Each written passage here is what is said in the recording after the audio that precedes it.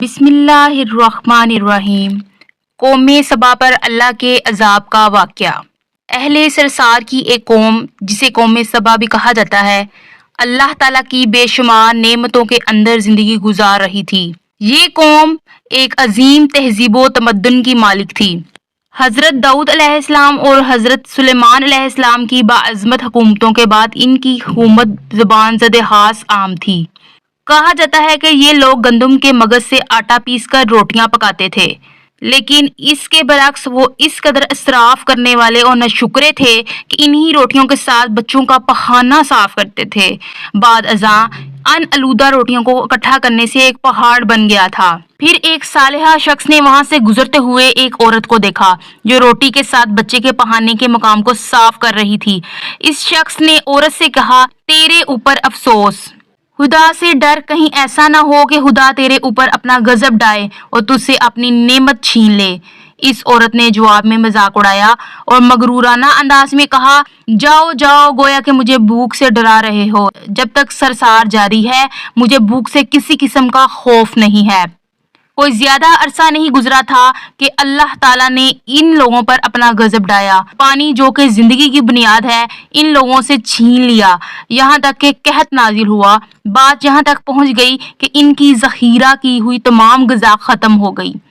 آخرکار وہ مجبور ہو گئے کہ انہی آلودہ روٹیوں پر ٹوٹ پڑے جو ان لوگوں نے اکٹھی کر کے پہاڑ کی مدد ڈیر لگایا ہوا تھا، بلکہ وہاں سے روٹی لینے کے لیے صف لگی تاکہ ہر کوئی وہاں سے اپنے حصے کی روٹی لے سکے۔ کفران نعمت، قحط اور ان کی بدحالی کے بارے میں متعدد روایات موجود ہیں۔ سورہ نحل کی آیت نمبر 112 اور 113 میں یوں ارشاد ہوتا ہے، اور اللہ نے اس بستی کی بھی مثال بیان کی ہے جو محفوظ اور مطمئن تھی۔ اس کا رزق ہر طرف سے باقاعدہ آ رہا تھا، لیکن اس بستی کے رہنے والوں نے اللہ کی نعمتوں کا انکار کیا تو خدا نے انہیں بھوک اور پیاس کا مزہ چکھایا، صرف ان کے ان اعمال کی بنا پر جو وہ انجام دے رہے تھے۔ اور یقیناً ان کے پاس رسول آیا تو ان لوگوں نے ان کو جھٹلایا، تو پھر ان تک عذاب آ پہنچا کہ یہ سب ظلم کرنے والے تھے۔ اسی قوم سبا کے بارے میں ایک اور واقعہ بیان ہوتا ہے کہ ان لوگوں نے اپنی زراعت کو بہتر طور پر کاشت کرنے کے لیے پانی ذخیرہ کرنے کی خاطر ملک کے دو پہاڑوں کے درمیان ایک بہت بڑا بند معرب تعمیر کیا ہوا تھا۔ سوراخ اور دوسرے پہاڑوں سے گزرا ہوا پانی اس بند میں آ کر وافر مقدار میں جمع ہو جاتا تھا۔ قوم سبا نے اس پانی سے صحیح طور پر استفادہ کرتے ہوئے وسیع و عریض اور بہت سے خوبصورت باغات لگائے اور کھیتی باڑی کو رونق بخشی۔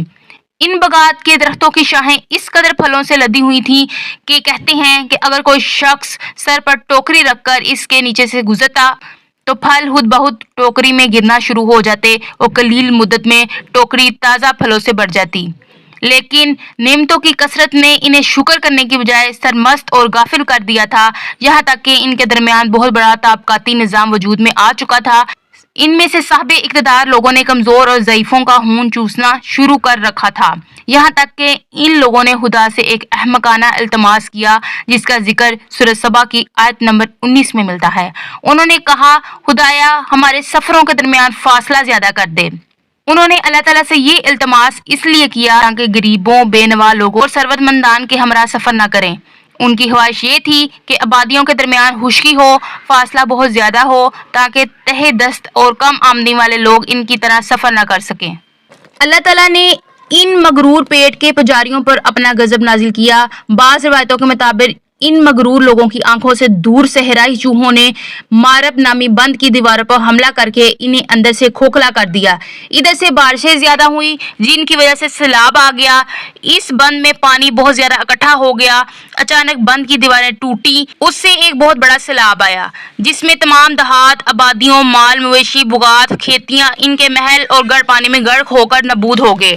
ان کے باغات اور زراعت میں سے صرف بیری کے درخت اور کچھ جھاڑیاں بچی تھیں۔